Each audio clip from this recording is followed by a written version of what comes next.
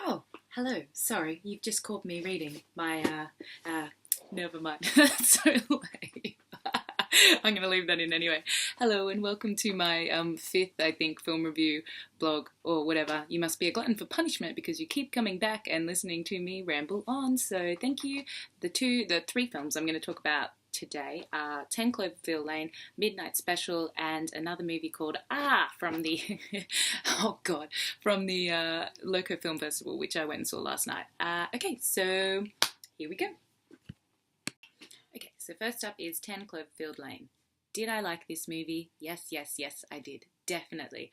The film really scared me because it played on some of my deepest fears about how much we can really trust the people around us, especially strangers. It's a psychological thriller.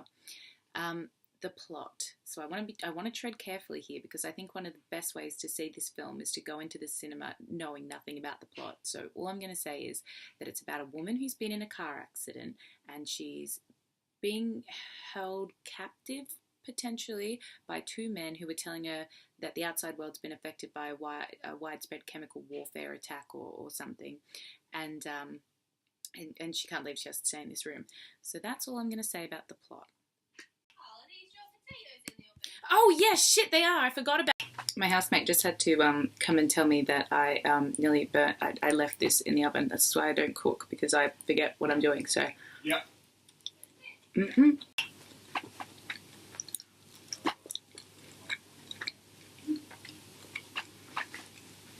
Okay. John Goodman's performance made this film. John Goodman was absolutely amazing in this film. He's fantastic to watch. He's a real standout. Mary Elizabeth Winstead is superb as Michelle and does a fantastic job building this freaky deaky world atmosphere. This is the first feature-length film from the director Dan Trachtenberg, and I think he's done an absolutely masterful job. The pacing is on point, and every second is used expertly. At no time that you're watching it does it ever become even remotely uninteresting or boring, and the dialogue is just consistently engaging and well executed. It is an excellent movie. So see it or not. Can you guess what I'm going to say? Definitely see it, and see it at the cinema if you can. I highly recommend that you get there quick. Okay, so the next one that I'm going to be talking about today is Midnight Special.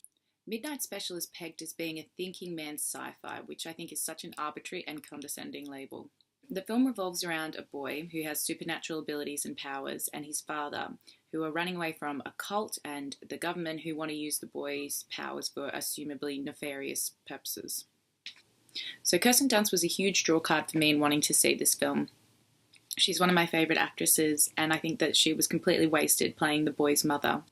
But having said that, and obviously I'm being quite negative about this film in general because really I didn't enjoy it, the acting from the father and son and their storyline and their bonding, it was sensational. So the father is played by Michael Shannon and the son is played by Jaden Lieberher, I think you say his name, and they're fantastic.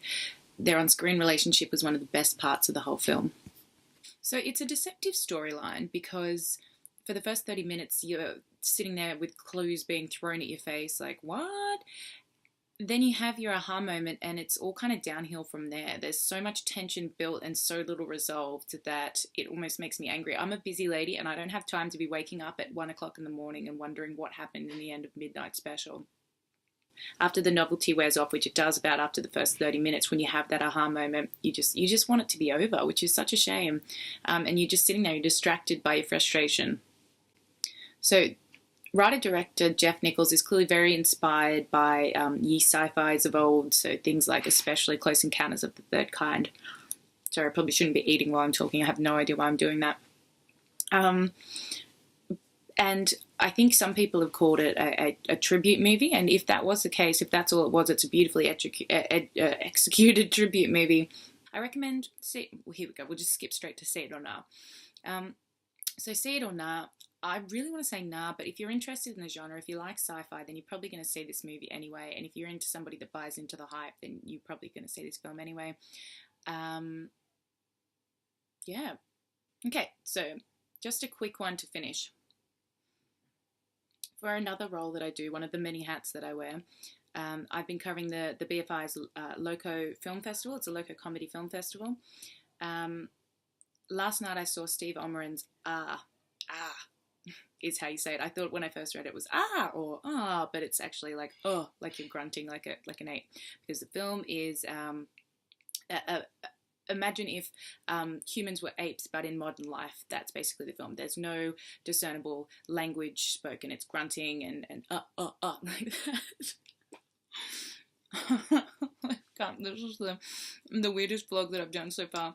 The film took out a special commendation at the festival because of its innovative and well executed commentary on society. So it's a surrealist satire.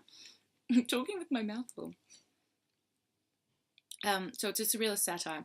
The girls that I went with, they really did not enjoy the film. They didn't like it at all. I loved it. I thought it was really good, and I would very much recommend it. It's going to be playing at selected cinemas. It's very niche.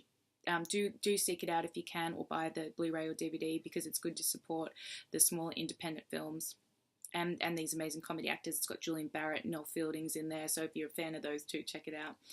Alice Lowe's in there briefly. So just a warning up front, it's extremely graphic and confronting, as well as being like quite funny, as most of Steve Omren's stuff kind of is. I thought that it was extremely freeing to not have to listen to any dialogue, actually. I think that it made me concentrate on other elements of a film that sometimes you can forget about when you're listening to clever dialogue, which is great, but it was a really interesting experience to be removed from that. While it's not a perfect movie, I really think that if you like this style of comedy, you should definitely check it out. So that's all. The descriptions are going to be in the description below. All the details for everything that I've talked about will be in the description below, as always. That's it from me this week, Cool Cats. Thank you so much for listening and coming back week after week. I don't know why you're doing it, especially not this week when I'm really, really rude and eating my sweet potato while we're talking. Remember to subscribe to my channel because it makes me look good, and I'm really super excited to talk to you next week. Bye.